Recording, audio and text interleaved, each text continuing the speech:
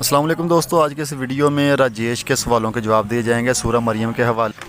कुरान की सूरह मरियम को राजेश ने झूठा कहा है, उनके सवालों के जवाब दिए जाएंगे। राजेश का नंबर मेरे पास व्हाट्सअप का है, लेकिन मैं बहुत से कमेंट करता हूँ, एसएमएस करता हूँ, वॉइस भेजता हूँ, पिक सेंड करता हूँ, हवाले सेंड करता हूँ, वीडियो भेजता हूँ, ये बात ही नहीं करता। बहुत खुशी से चाह से इसने मुझे नंबर दिया था, लेकिन अब बात ही नहीं करता। पता नहीं क्या मसला है इसको।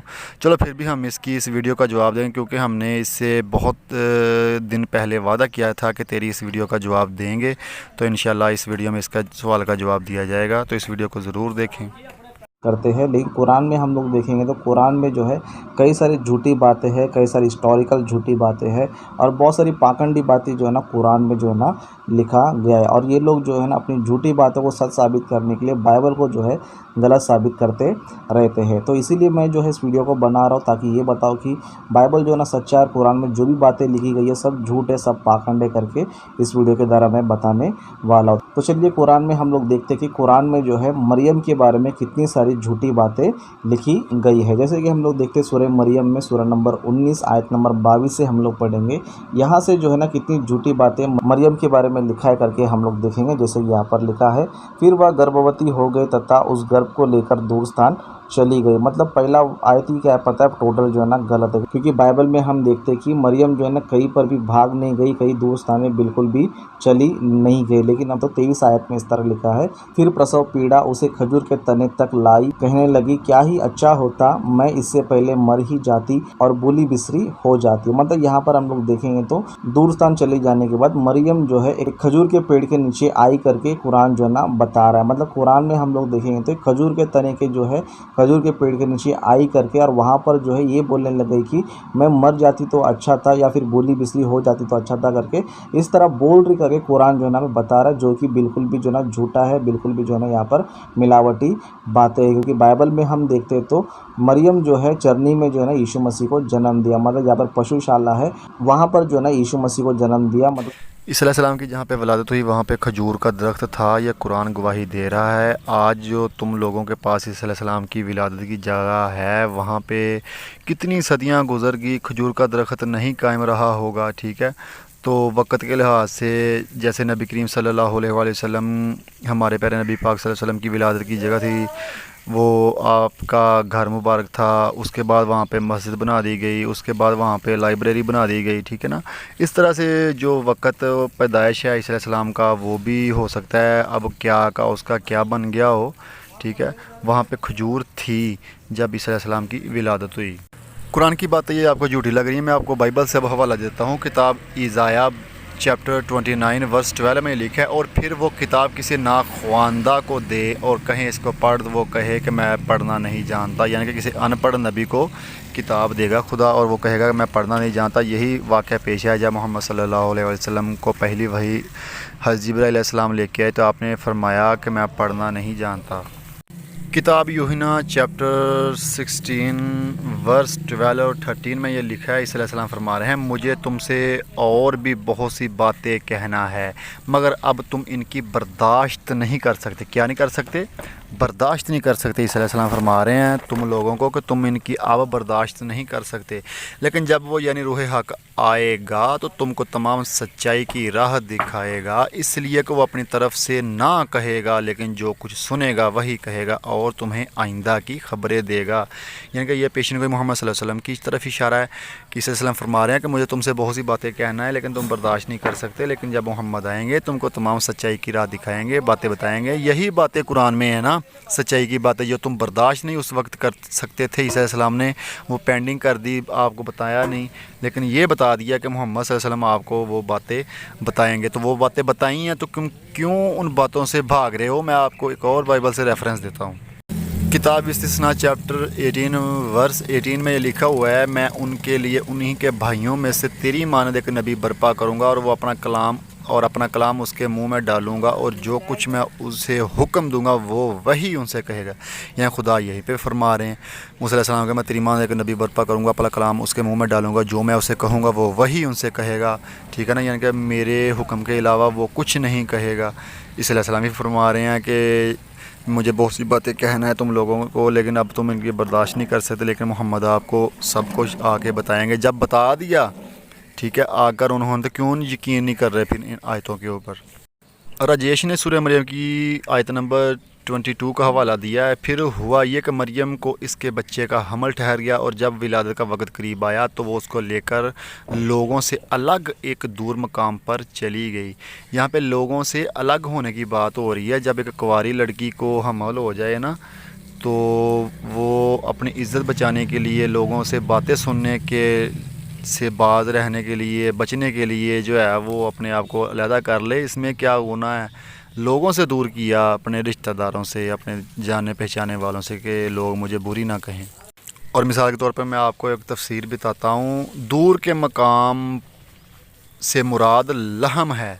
हज़रत मरियम का अपने इत्काफ़ से निकलकर वहाँ जाना एक फ़ितरी अमर था। बनी इसराइल के मुक़द्दस तरीन घराने बनी हारून की लड़की, और फिर वो जो बैतुल मुक़द्दस में खुदा की इबादत के लिए वक़फ़ होकर बैठी थी, यकायक हामला हो गई। इस हालत में अगर वो अपनी जाए इत्काफ़ पर बैठी रहती और इनका हमल लोगों पर ज़ाहिर हो जाता तो ख़ानदान वाले ही नहीं, कौम के दूसरे लोग भी इनका जीना मुश्किल कर देते।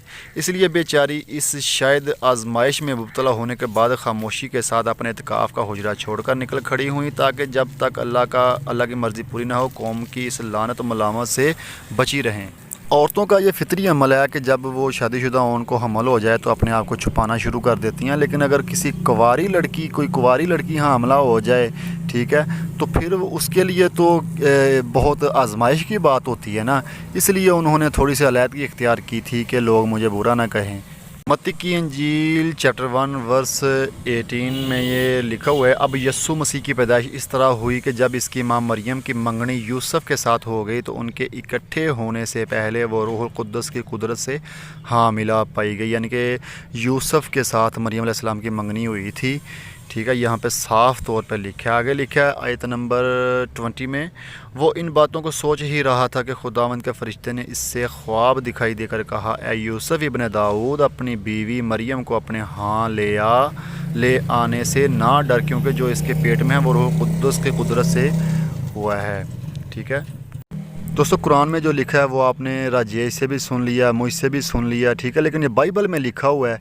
यहाँ पे लिखा है कि मंगनी हुई थी। क्या हुआ था? मंगनी हुई थी यूसुफ से मरियम अलैहिस्सलाम की। और अगली आयत में क्या लिखा है कि अपनी बीवी को ले आने से ना डरो। मंगनी के बाद बीवी बनती है या शादी के बाद बीवी बनती है? ये बताओ मुझे, बात कौन सी झूठी हुई, वो वाली या ये वाली? मंगनी के बाद कोई बीवी नहीं बनती। बीवी बनती है निकाह के बाद, शादी के बाद कोई बीवी बनती है, उसकी ज़ौजियत में आती है, कोई भी ये लड़की हो। तो दूसरी बात ये, बाइबल में और भी रेफरेंस बहुत ज़्यादा मौजूद हैं, ठीक है, कि यूसुफ जो है वो मरियम को ले गए, उनके साथ थे, उनके साथ रहते थे। आप ये बताओ कि कौन सा दुनिया का मज़हब है, कानून है, जो एक मंगनी के बाद ही लड़की को उसके खामद के साथ रहने की इजाज़त देता है? मेरे ख़्याल में तो ऐसा कोई मज़हब नहीं होगा, ठीक है, जिसमें एक लड़की और लड़के को शादी से पहले ही एक साथ में रहने की इजाज़त दी गई हो। लेकिन बाइबल में ये लिखा हुआ है कि शादी से पहले और मंगनी के बाद मरियम अलैहिस्सलाम जो थीं वो यूसुफ के साथ रहती थीं। तो ये झूठी बात हुई, गंदी बात हुई, या वो वाली कुरान की बात सच्ची है? ये मुझे बताओ।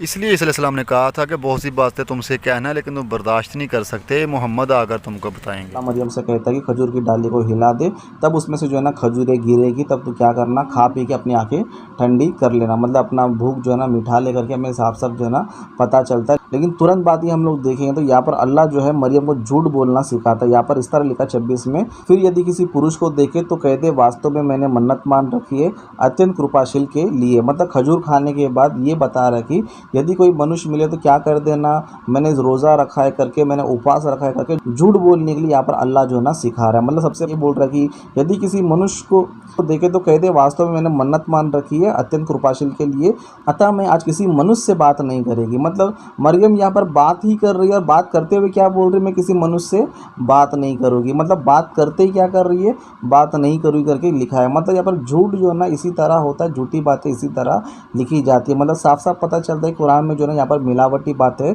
मरियम के बारे में टोटल जो है ना झूठ। सूरह मरियम की आयत नंबर 26 का हवाला दिया है तुमने। वहाँ पे लिखा है, अल्लाह पाक फरमा रहे, तू खा और पी और आंख ठंडी रख, फिर अगर तू किसी आदमी को देखो तो कह देना कि मैंने आज रहमान का रोज़ा माना है, तो आज हरगिज़ किसी आदमी से बात ना करूँगी।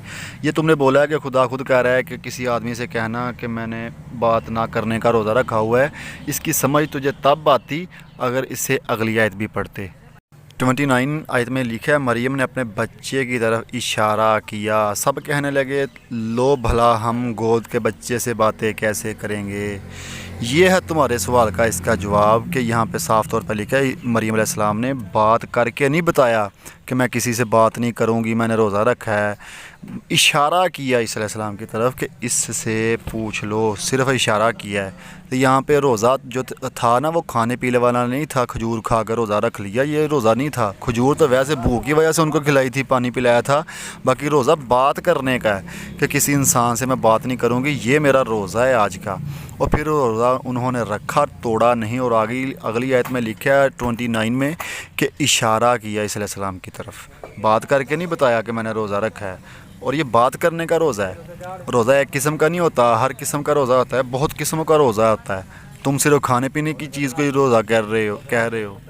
सूरह अल इमरान की आयत नंबर 41 में हज़रत ज़करिया अलैहिस्सलाम को भी यही निशानी बयान की है। अल्लाह पाक फरमा रहे हैं, अर्ज़ की, ए मेरे परवरदिगार यानी कि रब, मेरे लिए कोई निशानी कर दे। फरमाया, तेरी निशानी ये है कि 3 दिन तू लोगों से बात ना करे मगर इशारा से, और अपने रब की बहुत याद कर, और कुछ दिन रहे और तड़के इसकी पाकी बोल, यानी कि सुबह के वक्त इसकी पाकी बोल, यानी कि कुछ दिन 3 दिन तक लोगों से बात ना करे। ठीक है, यही निशानी थी, यही मरियम अलैहिस्सलाम को हुक्म था कि तू किसी से बात नहीं करनी। तो यहाँ पे कौन सी बद अखलाकी या बद कलामी या झूठ वाली बात हो गई। ठीक है ना, ये उस वक़्त का कानून था, ये जो खुदा ने था ना बनाया हुआ। ठीक है, ये कानून होते हैं खुदा के, इसको भी रोज़ा कहते हैं। लिखा, कोई बुरा व्यक्ति ना था और ना तेरी माँ व्यभिचारिणी थी।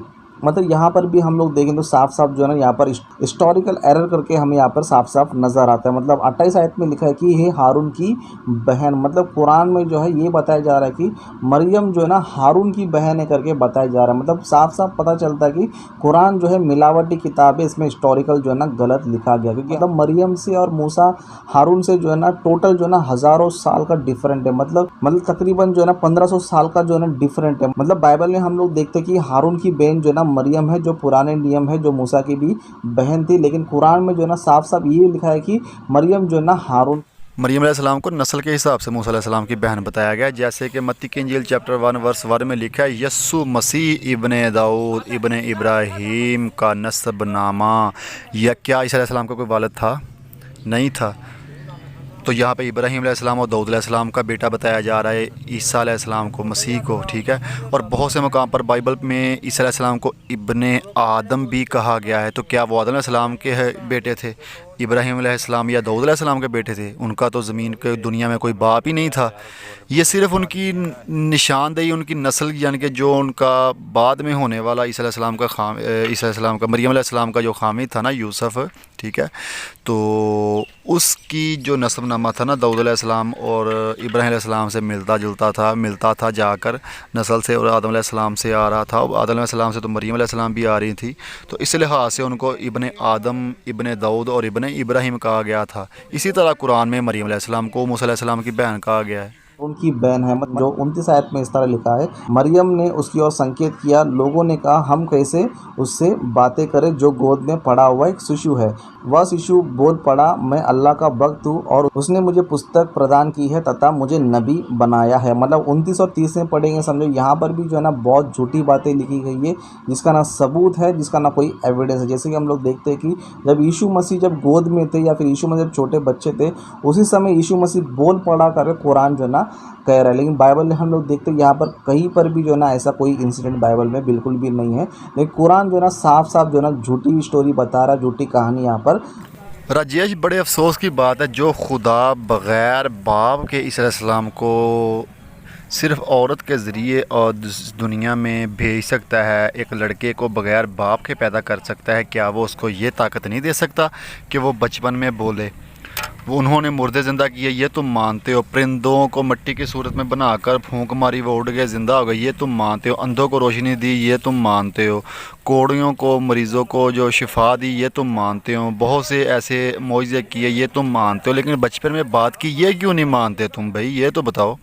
ठीक है, अपनी माँ को इज़्ज़त, आप अपनी माँ की इज़्ज़त के लिए बोले थे ना वो, कि मेरी माँ की इज़्ज़त बरकरार रहे, लोग जो हैं वो इल्ज़ाम ना लगाएं मेरी माँ के ऊपर। जो इल्ज़ाम लगा रहे थे वो इल्ज़ामों को दूर करने के लिए वो बोले थे। सूरह यूसुफ की आयत नंबर 26 में भी अल्लाह पाक ने यही इरशाद फरमाया। यूसुफ अलैहिस्सलाम ने कहा, नहीं बल्कि इसने ख़ुद मुझसे मतलब बर्दारी के लिए मुझे फिसलाना चाहा, और इतने में ख़ुद इसके घर वालों में से एक गवाह ने, जो शेर ख्वार बच्चा था, गवाही दी कि अगर इसका कमीज़ आगे से फटा है तो ये सच्ची, अगर झूठ, और वो झूठों में से है। यानी कि एक छोटे से बच्चे ने यूसुफ अलैहिस्सलाम की गवाही दी कि अगर कमीज़ इनका आगे से फटा है तो यूसुफ अलैहिस्सलाम जो है वो झूठे हैं, अगर कमीज़ यूसुफ अलैहिस्सलाम का पीछे से फटा है तो ज़ुलेखा झूठी है।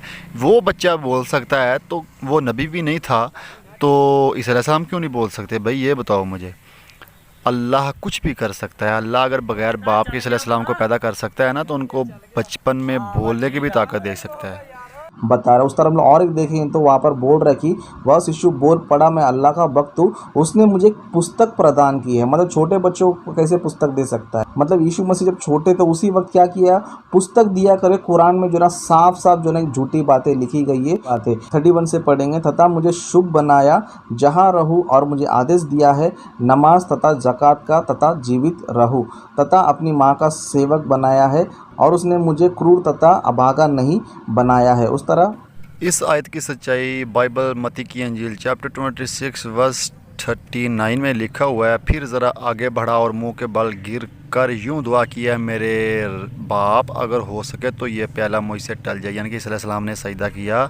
इस आयत में ईसा अलैहिस्सलाम के सजदा करने की बात हो रही है, नमाज की बात। यानी कि ये कुरान में लिखा है ना, नमाज़ पढ़ने का हुक्म दिया है, ठीक है ना। यहाँ पे बाइबल में लिखा है कि ईसा अलैहिस्सलाम ने यह काम किया। इस बाइबल में बहुत से मकाम पर ये मौजूद है कि ईसा अलैहिस्सलाम ने दुआ की खुदा से, फिर दुआ की, फिर दुआ की, ठीक है ना। बहुत से मकाम पर इबादत की खुदा की उन्होंने, ठीक है ना। ये बाइबल में मौजूद है, कोई भाई चाहे तो मैं उनको हवाला जात दे सकता हूँ। ओके।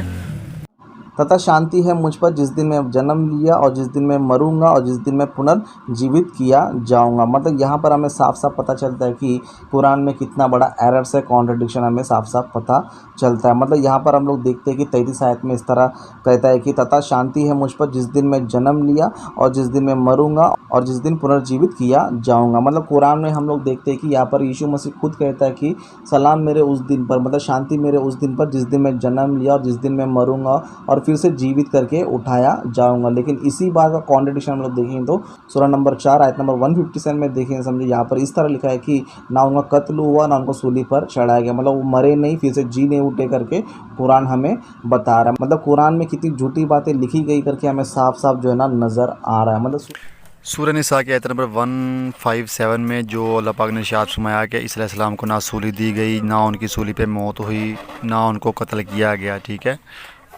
और सूरह मरियम में जो ये उनकी मौत की बात हो रही है ना, वही सलामती मुझ पर जिस दिन मैं पैदा हुआ, और जिस दिन मैं मरूँ, और जिस दिन ज़िंदा उठाया जाऊँ, ये सूली पे मरने की बात और सूली पे मरने के बाद ज़िंदा होने की बात नहीं हो रही है।